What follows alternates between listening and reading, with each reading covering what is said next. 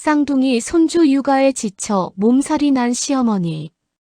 용기를 내어 며느리에게 하루만 쉬게 해달라고 부탁했지만 돌아온 것은 어머니도 아프세요? 라는 무심한 대답뿐이었습니다. 결국 아픈 몸을 이끌고 아이를 보다 사고가 터지고 아들은 다친 손주만 보며 어머니를 원망하는데 그 순간 어머니의 30년 인내는 완전히 무너져 내렸습니다. 지금 이 사연이 시작됩니다. 71살 최애자 여사의 하루는 동이 트기도 전인 새벽 5시 쌍둥이 손주들의 울음소리와 함께 시작됩니다. 그녀의 작은 방 바로 옆에 위치한 아이들 방에서 마치 약속이라도 한 듯 터져나오는 울음소리는 그녀의 고단한 하루를 여는 기상나팔과도 같았죠. 아이고, 우리 강아지들 또 일어났어? 이 혜자는 쑤시는 허리를 부여잡고 삐걱거리는 무릎을 애써 폈습니다. 밤새 끙끙 앓았던 관절의 통증은 아침이 되면 더욱 심해졌지만 그녀는 내색할 틈도 없이 아이들 방으로 향했습니다. 아들 내외는 맞벌이라는 이름 아래 육아의 모든 것을 혜자의 몫으로 떠넘긴 지 오래였습니다. 처음에는 그저 잠깐 도와주는 것이라 생각했지만 어느새 주말까지 독박 육아를 하는 것이 당연한 일상이 되어버렸습니다. 아침 식사를 준비하는 주방은 그야말로 전쟁터였습니다. 한 아이에게 밥을 떠먹이면 다른 아이가 울고 다른 아이를 달래면 먼저 먹던 아이가 밥그릇을 엎어버리기 일쑤였습니다. 혜자는 허리 한번 제대로 펴지 못하고 아이들의 뒤를 쫓아다니며 음식을 먹이고 옷을 입히고 어질러진 장난감을 치웠습니다.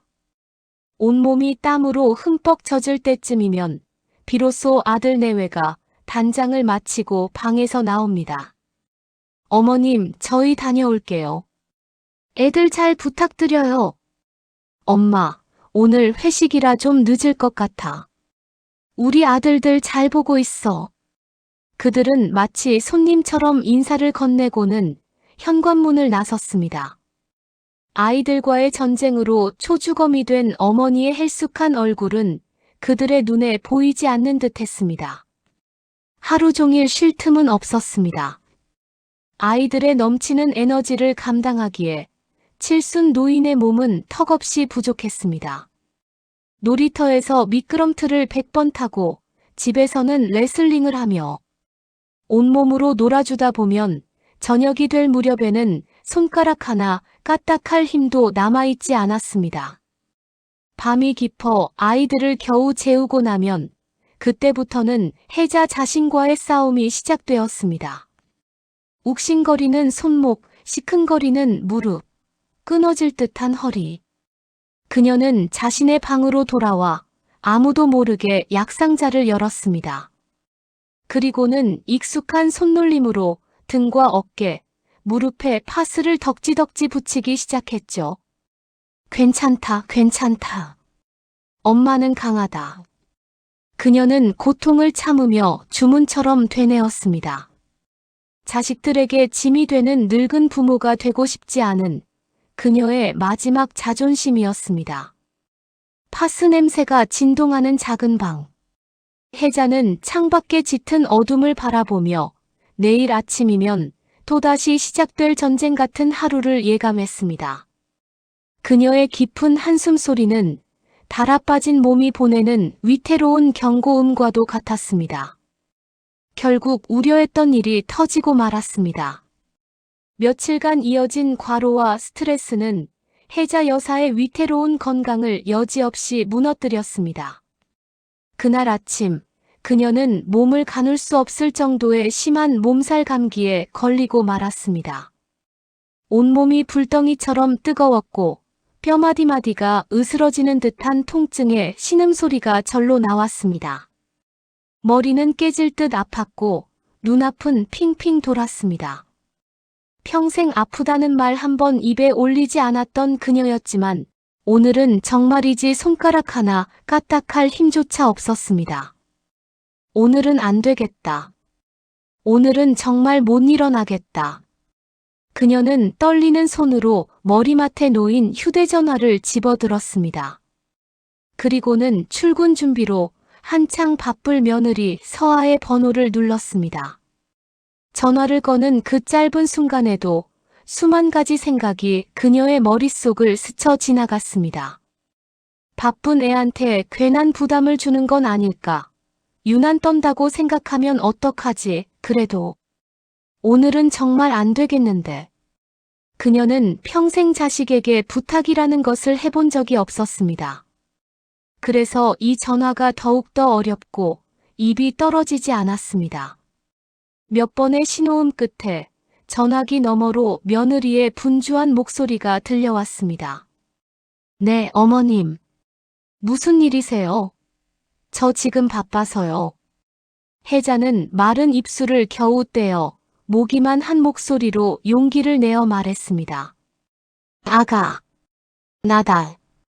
다름이 아니라 내가 몸이 너무 안 좋아서 그런데 혹시 오늘 하루만 좀 쉬면 안 되겠니? 그녀의 목소리는 열에 들떠 심하게 갈라져 있었습니다. 그 한마디를 내뱉는데 온몸의 기운이 다 빠져나가는 것 같았습니다. 전화기 저편에서 잠시 침묵이 흘렀습니다. 그리고 이어진 며느리의 대답은 혜자의 마지막 기대마저 산산조각 냈습니다. 네. 어머님도 아프세요? 어쩌죠? 저희 오늘 저녁에 회사에서 중요한 부부 동반 모임이 있어서 꼭 가야 하는데.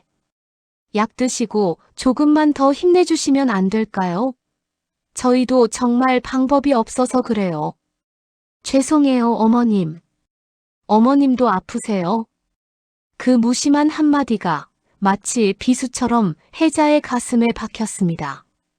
마치 자신은 아파서는 안 되는 존재, 아플 리가 없는 강철 같은 사람으로 취급하는 듯한 말투였습니다. 자식의 중요한 약속 앞에서 자신의 고통은 그저 잠시 참아내야 할 번거로운 일에 불과했습니다. 혜자는 더 이상 아무 말도 할 수 없었습니다. 알았다는 힘없는 대답과 함께 전화를 끄는 그녀는 휴대전화를 손에서 떨어뜨린 채 그대로 침대에 쓰러지고 말았습니다. 몸의 고통보다 자신의 존재 가치를 부정당한 듯한 마음의 상처가 더욱 깊고 아프게 다가왔습니다. 절망감이 그녀의 온몸을 차갑게 감쌌습니다. 결국 혜자는 아픈 몸을 일으켜야만 했습니다. 며느리의 말을 거역할 수도, 그렇다고 쌍둥이 손주들을 방치할 수도 없는 노릇이었으니까요. 그녀는 해열제를 2알 털어넣고 이마에 물수건을 얹은 채 비틀거리며 아이들 방으로 향했습니다. 아이들은 할머니가 아픈 줄도 모르고 평소처럼 할머니 놀아줘 라며 그녀의 옷자락에 매달렸습니다. 혜자는 핑핑 도는 세상과 욱신거리는 몸을 애써 참아내며 아이들과 놀아주기 시작했습니다. 하지만 그녀의 몸은 더 이상 그녀의 의지대로 움직여주지 않았습니다. 아이들이 던지는 공을 받아주려다 헛손질을 하기 일쑤였고 책을 읽어주는 목소리는 힘없이 갈라져 나왔습니다. 오후가 되자 약기운마저 떨어진 혜자의 상태는 더욱 악화되었습니다. 열은 더 오르는 것 같았고 온몸에 식은땀이 비오듯 흘렀습니다.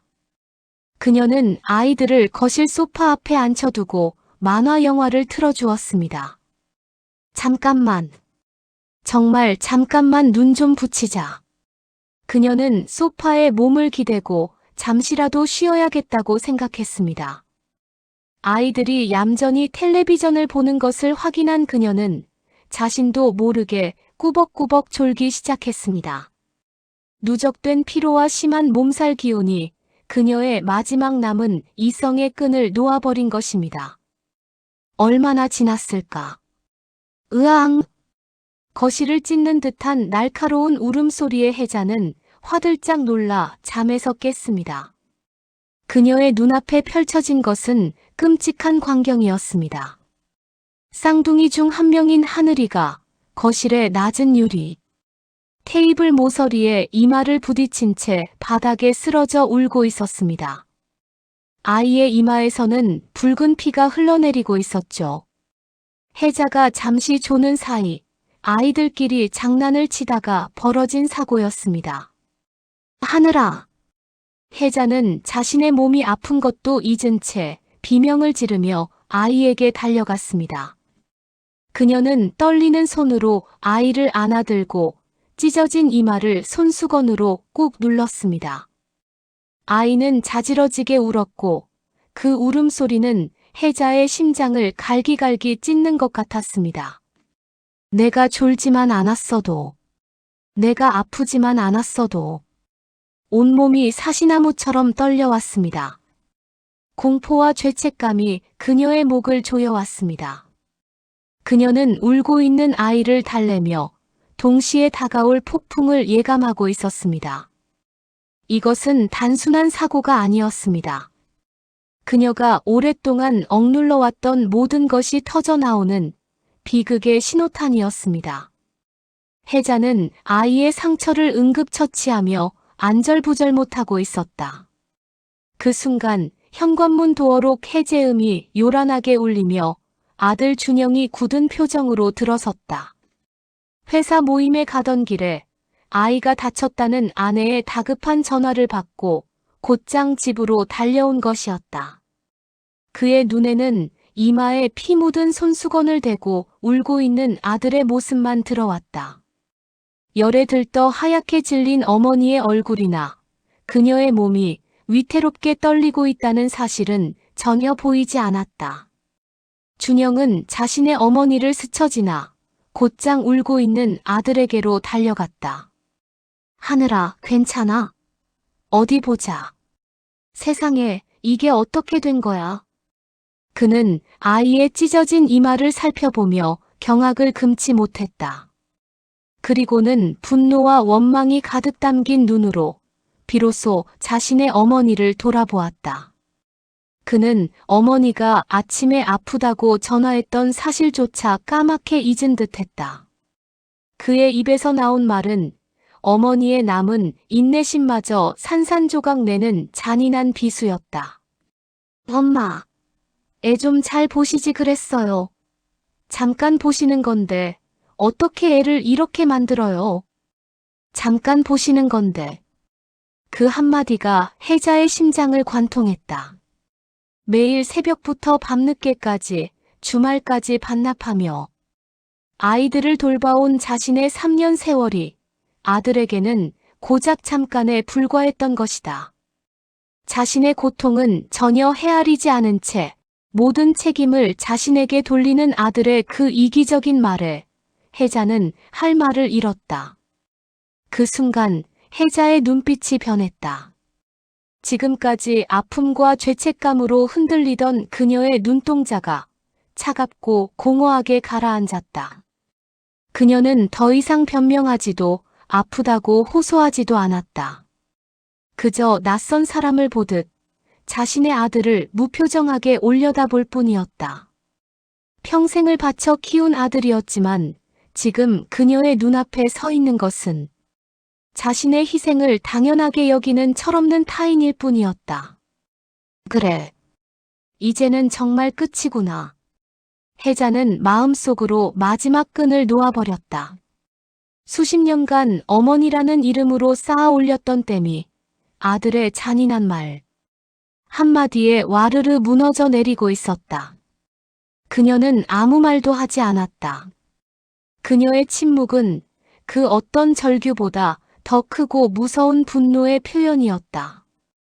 준영은 어머니의 그 낯선 침묵 앞에서 자신도 모르게 말문이 막혔다. 그는 아직 알지 못했다.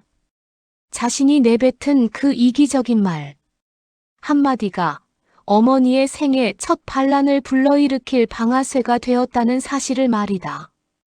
다음 날 아침 아들 내외는 평소와 다른 고요함에 잠에서 깼다. 매일 아침 그들을 깨우던 시어머니의 기척도 아이들의 소란스러운 울음소리도 들리지 않았다. 이상한 낌새를 느낀 준영과 서아가 거실로 나왔을 때 그들을 맞이한 것은 텅 빈 집안과 식탁 위에 놓인 작은 메모지 한 장이었다. 집안은 어젯밤의 어수선함이 그대로 남아 있었고 아이들은 웬일인지 곤히 잠들어 있었다. 준영은 불안한 마음으로 식탁 위에 메모지를 집어들었다. 그곳에는 어젯밤 어머니의 떨리는 손으로 쓴 듯한 짧지만 단호한 문장이 적혀 있었다. 나 오늘부터 쉰다. 언제 돌아올지는 모른다. 진짜 부모가 되는 법을 스스로 깨칠 때까지 나를 찾지 마라. 파업 선언이었다. 평생을 가족을 위해 희생만 하던 어머니의 생애 첫 반란이었다. 준영과 서아는 메모지를 읽고는 얼굴이 하얗게 질렸다. 엄마. 준영이 다급하게 어머니의 방문을 열었지만 방은 텅 비어 있었다. 침대는 가지런히 정돈되어 있었고 어머니가 늘 입던 옷 몇 가지만 사라져 있었다. 전화를 걸어보았지만 휴대전화는 차갑게 꺼져 있다는 기계음만 흘러나왔다. 어떡해요, 여보. 어머님 정말 집 나가셨나 봐. 아니, 갈 데도 없는 분이 어딜 가셨다는 거야. 바로 그 순간 방문이 열리며 쌍둥이들이 울음을 터뜨리며 뛰쳐나왔다. 할머니, 할머니 어디 갔어? 아이들은 할머니를 찾으며 집안을 뛰어다녔고 부부는 그제야 현실을 마주했다. 당장 출근은 어떻게 하며 아이들은 누가 돌본단 말인가? 그들은 허둥지둥 아이들의 아침을 챙기고 옷을 입히려 했지만 모든 것이 엉망진창이었다. 아이들은 엄마 아빠의 서툰 손길을 거부하며 울기만 했고 집안은 순식간에 아수라장이 되었다. 두 사람은 비로소 깨달았다. 자신들이 누려왔던 평화로운 아침이 얼마나 위대한 희생 위에 세워져 있었는지를. 같은 시각 혜자 여사는 시끌벅적한 대중목욕탕, 찜질방의 여성 휴게실에 앉아 있었다. 그녀는 찜질방에서 제공하는 헐렁한 옷을 입고 김이 모락모락. 나는 미역국과 쌀밥으로 아침 식사를 하고 있었다. 그리고는 난생 처음으로 다른 사람의 시선이나 시간을 신경 쓰지 않고 오롯이 자신만을 위한 시간을 보내고 있었다. 뜨거운 탕에 몸을 담그고 시원한 식혜를 마시며 텔레비전 드라마를 보았다. 주변에서 아이들이 울고불고 뛰어다니는 모습을 보았지만 그녀는 그저 남의 집 불구경하듯 무심하고 평온한 표정으로 바라볼 뿐이었다. 그곳은 그녀에게 단순한 찜질방이 아니었다. 지난 수십 년간 잃어버렸던 자신의 이름과 시간을 되찾는 신성한 해방구였다. 어머니가 사라진 지 사흘째. 준영과 서아의 집은 그야말로 지옥이었다. 번갈아 휴가를 냈지만 두 아이를 돌보는 일은 상상 이상으로 힘들었다. 집안은 발 디딜 틈 없이 어질러졌고 부부는 수면 부족과 스트레스로 서로에게 날카로운 말을 쏟아내기 일쑤였다. 당신이 엄마한테 좀 더 잘했어야지. 당신이야말로 아들이면서 그게 할 소리야?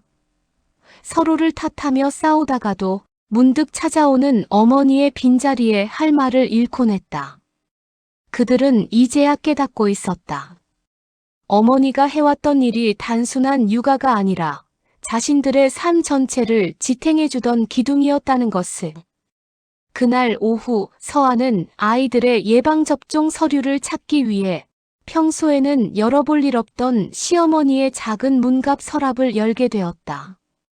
서랍 안에는 손때 묻은 낡은 물건들이 가지런히 정리되어 있었다.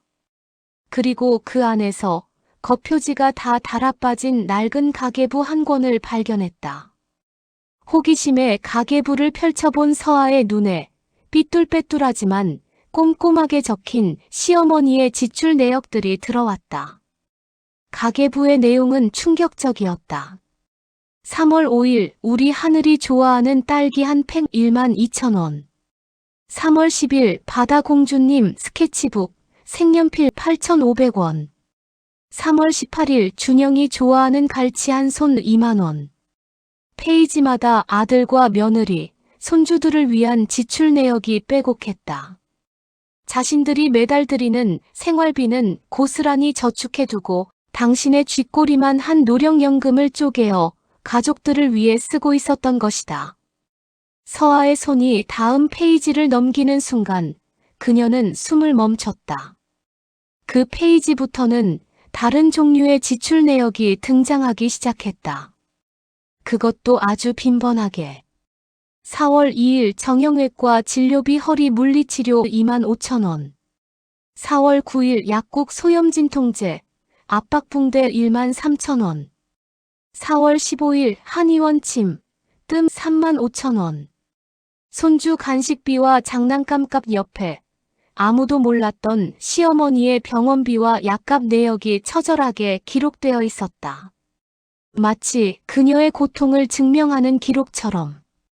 엄마는 강하시잖아요라며 무심코 내뱉었던 자신들의 말이 시어머니에게 얼마나 큰 폭력이었는지를 깨닫는 순간이었다.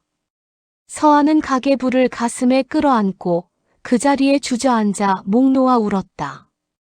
그것은 단순한 가계부가 아니었다.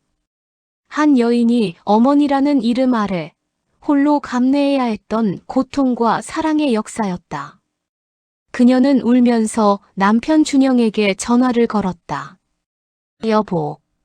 여보, 우리 정말 잘못했어. 우리 정말 나쁜 자식들이야. 수화기 너머로 아내의 오열 섞인 목소리를 들으며 준영 역시 무언가 잘못되었음을 직감하고 있었다. 아내의 전화를 받고 집으로 달려온 준영은 서아가 건네는 낡은 가계부를 받아들었다. 그리고 그 안에 담긴 어머니의 아픈 기록들을 자신의 눈으로 확인하고는 그 자리에 망연자실 주저앉았다. 정형외과, 한의원 약값. 그 낯선 단어들은 자신이 한 번도 상상해 본 적 없는 어머니의 고통을 생생하게 증언하고 있었다. 아이가 다쳤을 때 아픈 어머니를 향해 애 좀 잘 보시지 그랬어요. 라며 원망을 퍼부었던 자신의 모습이 떠올라 얼굴이 불에 댄 듯 화끈거렸다.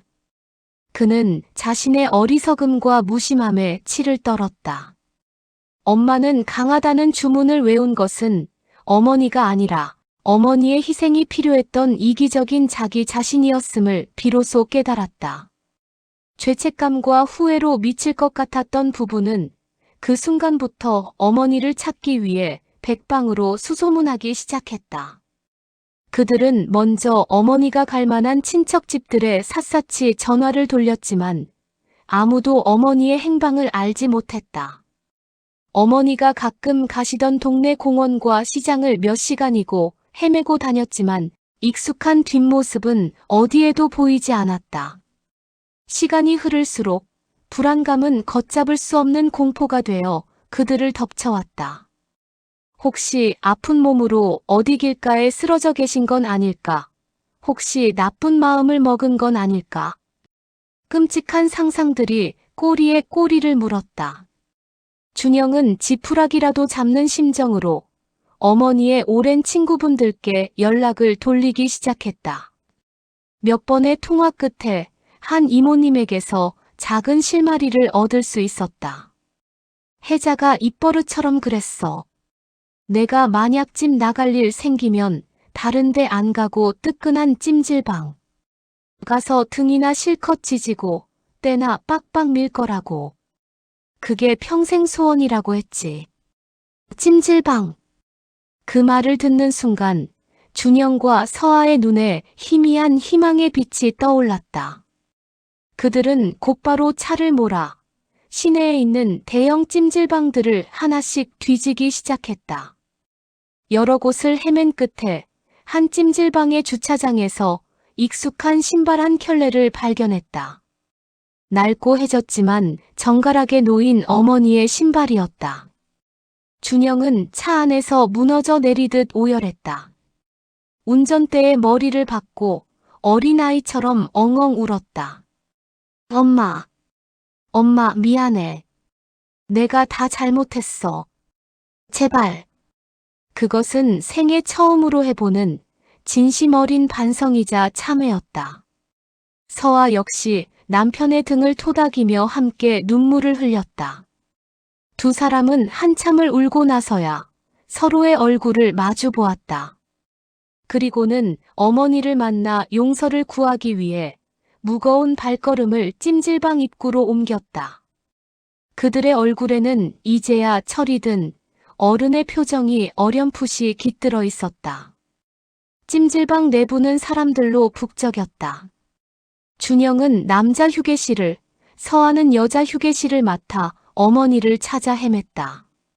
잠시 후 서아는 수면실 한쪽 구석, 따뜻한 옥돌 매트 위에 조용히 누워 잠들어 있는 시어머니 혜자를 발견했다. 시끄러운 주변 소음에도 아랑곳하지 않고 그녀는 정말 오랜만에 깊고 평화로운 단잠에 빠져 있는 듯했다. 고된 삶의 흔적이 역력한 얼굴이었지만 그 표정만큼은 갓난아기처럼 평온해 보였다.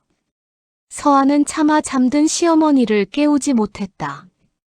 그녀는 조용히 남편을 불렀고 두 사람은 잠든 어머니의 곁에 가만히 무릎을 꿇고 앉아 그녀가 깨어나기를 기다렸다.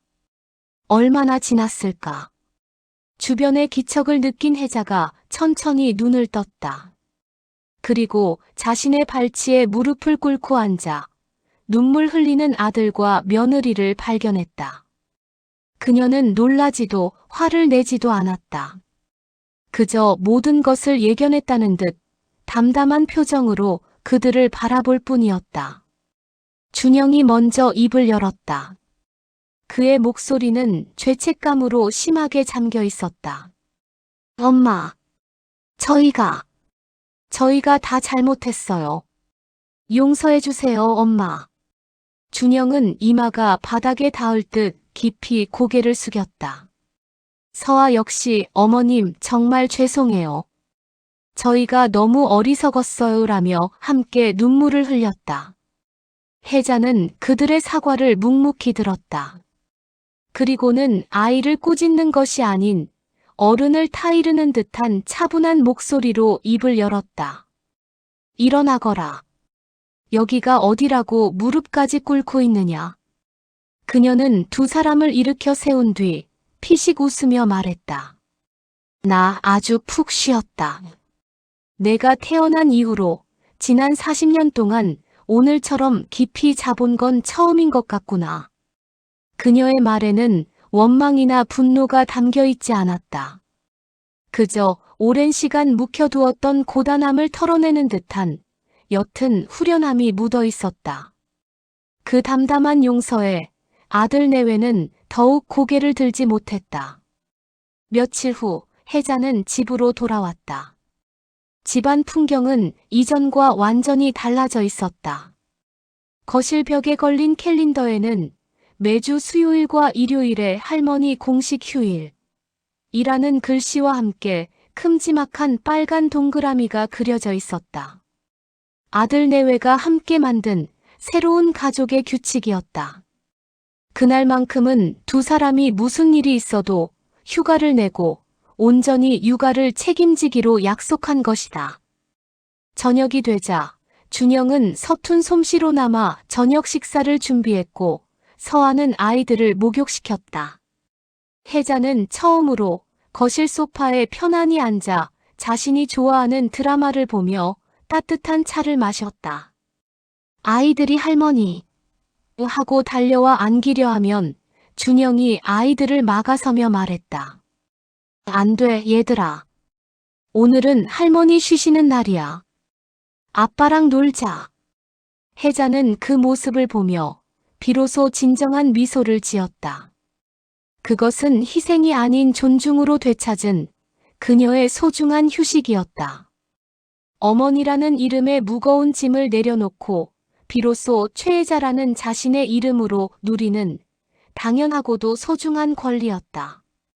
300만 원짜리 명품 가방에 숨겨져 있던 눈물의 진실.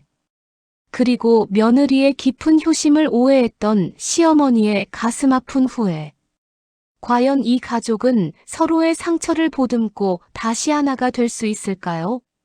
진정한 효도의 의미를 되새기게 하는 이들의 이야기가 궁금하시다면 구독과 좋아요로 함께 해주세요.